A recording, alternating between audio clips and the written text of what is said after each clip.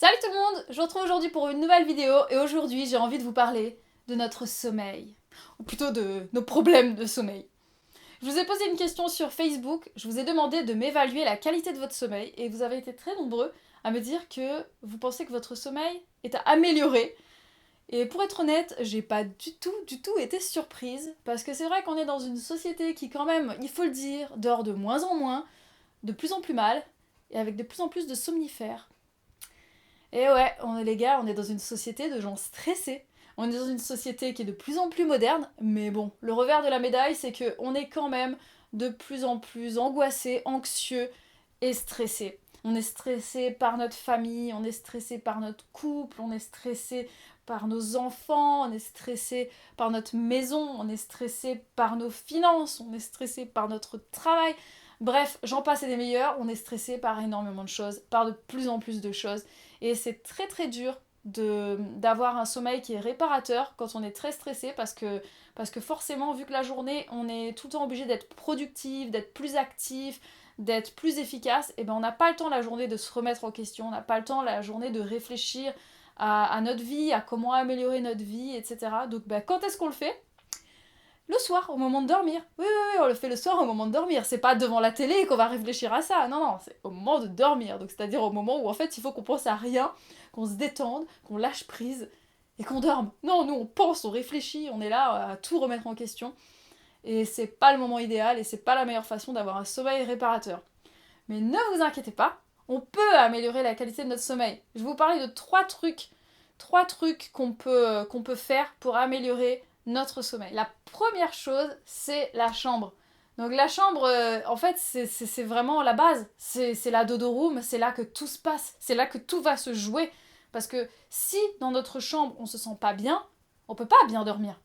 Donc il faut vraiment essayer qu'on se fasse une chambre qui nous plaise, à nos goûts, une chambre qui sent bon, une chambre qui est propre, qu'on aère le matin quand on se lève, on ouvre la fenêtre, on laisse passer un grand courant d'air. Et puis voilà, on la chauffe pas trop quoi. Si on la chauffe trop, même si c'est l'hiver, on a envie de chauffer à 30 degrés la chambre, mais bon, c'est pas l'idéal parce qu'après, dans la nuit, on transpire, on n'est pas bien. Donc voilà, et puis essayer d'avoir une bonne literie aussi, c'est quelque chose qui est quand même bien. Parce que quand j'étais étudiante, je dormais sur un vieux clic-clac avec un matelas qui était comme ça, j'avais la barre dans le dos, je me réveillais le matin, j'avais limite des courbatures parce que je sentais que j'avais... Enfin, on l'a mal quoi. Donc c'est vrai qu'au début, quand on n'a pas le choix, bon, on fait comme ça, hein, avec les moyens du bord, mais dès qu'on a les moyens, c'est vraiment bon de s'acheter un bon matelas. S'il y a des économies à faire, vaut mieux les faire par exemple sur la télé plutôt que sur le matelas. Parce que voilà, franchement, avoir un bon matelas, ça permet quand même de vraiment bien dormir. Nous, on a reçu le nôtre il y a quelques semaines ou presque 2 mois, je sais plus. On l'avait reçu, je vous avais fait une vidéo quand on l'a reçu, parce qu'on l'a reçu, il était enroulé et je m'étais entraînée pour Fort Boyard dessus, donc c'était marrant, je vous avais posté la vidéo sur Facebook. Mais je fais une photo de ce film là.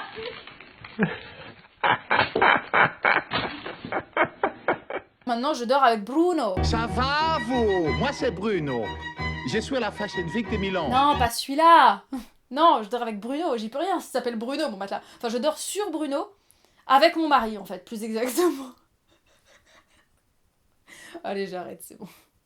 La deuxième chose qu'on peut faire, qu'on doit faire, qu'on devrait faire, c'est d'apprendre à se détendre. On est trop tendu les gens. On est dans une société anxieuse, angoissée, stressée et tendue. Donc ça aide pas à notre sommeil. Et si on apprend à se détendre, je peux vous assurer qu'on va mieux dormir. Donc pour ça, on peut faire plein de trucs. On peut se mettre au yoga, on peut se mettre à faire un peu de méditation ou de relaxation soi-même, chez soi.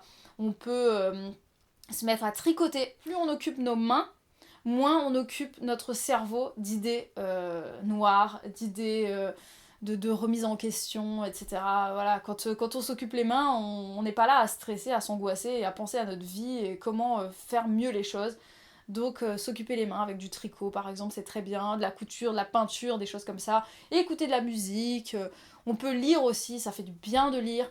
Voilà, vraiment essayer de relativiser et se concentrer sur des choses qui ne nous angoissent pas, tout simplement.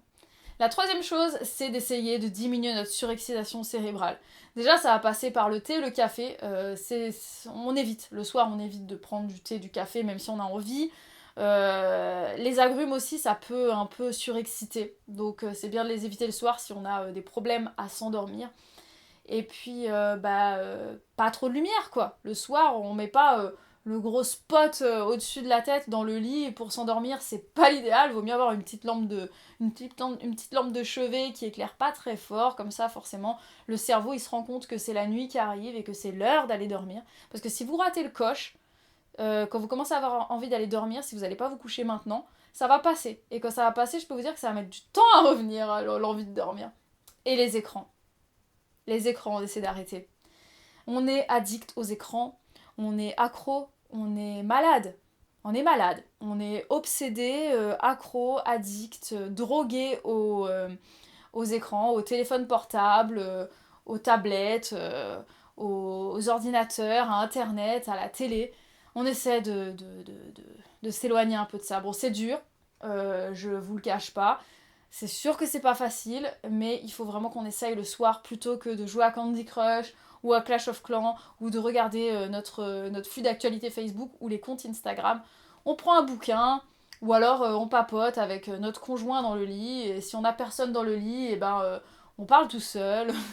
Enfin non, on parle pas trop tout seul. Parce que parler trop tout seul, après ça engendre du stress. Et ça revient au point juste avant, se détendre. Donc c'est mieux d'occuper nos mains dans ce cas-là, de faire du tricot, de faire de la couture, de lire. Lire c'est facile, de lire, allez prendre un bouquin, n'importe quoi, et puis on lit quoi. Je vous ai donné quelques petites astuces pour qu'on puisse essayer d'améliorer la qualité de notre sommeil. Mais maintenant j'aimerais vous parler un petit peu de la qualité de mon sommeil. Pour que vous sachiez si ici c'est le cordonnier qui est le plus mal chaussé. Donc mon sommeil, comment dire, ça va, ça vient. Hein. J'ai des périodes où je suis très stressée, très anxieuse et où j'arrête pas de penser à trop de choses. Et surtout le soir avant de dormir. Et des fois même pendant la nuit, je me réveille parce que je suis en train de réfléchir. J'ai une hyperactivité cérébrale qui est vraiment compliquée. Vraiment là où je dois le plus bosser, moi, c'est la détente. Apprendre à me détendre, à relativiser, à me relaxer, à pas trop penser.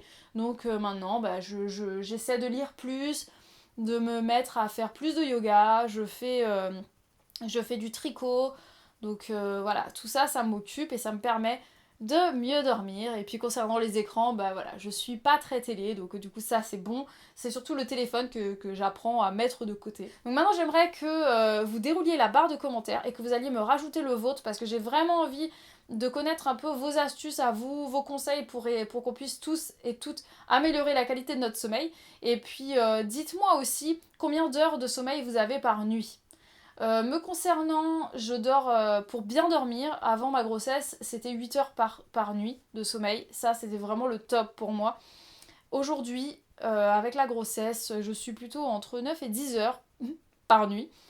Je dors beaucoup, voilà, mais j'en ai besoin. Donc voilà, j'essaie de me coucher plus tôt et puis voilà, et puis on fait en sorte que ce soit possible.